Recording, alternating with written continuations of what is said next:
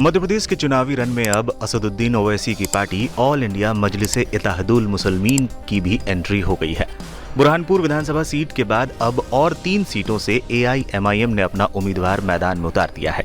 अनुसूचित जाति के लिए सुरक्षित जबलपुर पूर्व विधानसभा क्षेत्र से गजेंद्र उर्फ गज्जू सोनकर ओवैसी की पार्टी के उम्मीदवार होंगे।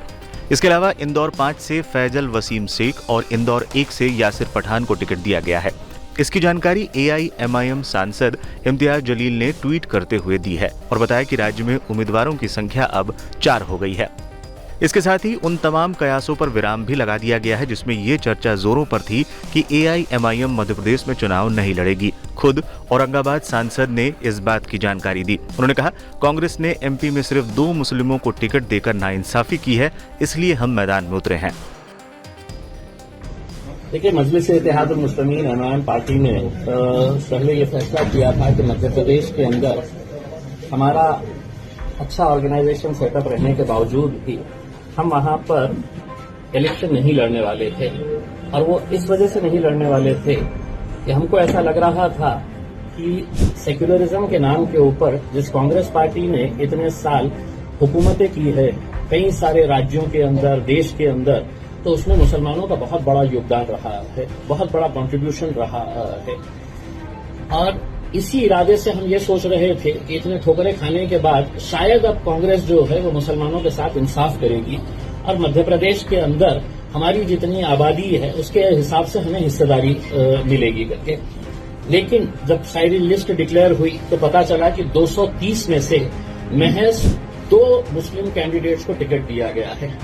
अब आप सोचिएगा कि 230 में से सिर्फ 2 ही मुस्लिम कैंडिडेट्स को अगर टिकट दिया गया तो क्या हम खामोशी से इसे कबूल कर लें या कहीं न कहीं अपना एहतजाज दर्ज कराएं। प्रदेश के बुरहानपुर विधानसभा सीट से पार्टी के उम्मीदवार नफीस मंशा को टिकट मिलने पर इस सीट पर मुकाबला बड़ा ही रोचक हो गया है। गौरतलब है कि बुरहानपुर मुस्लिम बाहुल्य सीट है और यहां से कांग्रेस द्वारा उतारे गए प्रत्याशी का भी खूब विरोध हो रहा है। कैंडिडेट के ऐलान के बाद से ही बुरहानपुर से अल्पसंख्यक नेता की टिकट देने की मांग जोरों पर थी।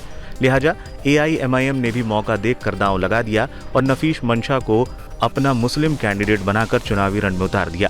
एआईएमआईएम के इस दांव से कांग्रेस और भाजपा दोनों की मुश्किलें बढ़ सकती हैं। राजनीतिक जानकारों का मानना है कि इस बार बुरहानपुर विधानसभा में प्रत्याशियों की संख्या ज्यादा होने से जीत हार का फैसला ज्यादा वोटों से नहीं होगा। 60 से 70 हजार वोट हासिल करने वाला प्रत्याशी जीत हासिल कर लेगा। विधानसभा में करीब 3.5 लाख मतदाता हैं, उसमें से 1.25 लाख मुस्लिम मतदाता हैं। उम्मीद जताई जा रही है कि अधिकतम 2.5 से 3.25 लाख मतदाता ही मतदान में भाग लेंगे।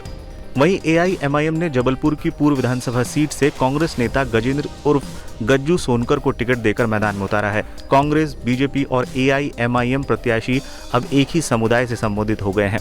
पूर्व क्षेत्र में मुस्लिम आबादी ज्यादा है, ऐसे में एआईएमआईएम का मुकाबले में कूदने से चुनाव रोचक हो गया है। पिछले चुनाव में अंचल सोनकर को लखन घनघोरिया ने 35,000 से अधिक वोटों के अंतर से हराया था।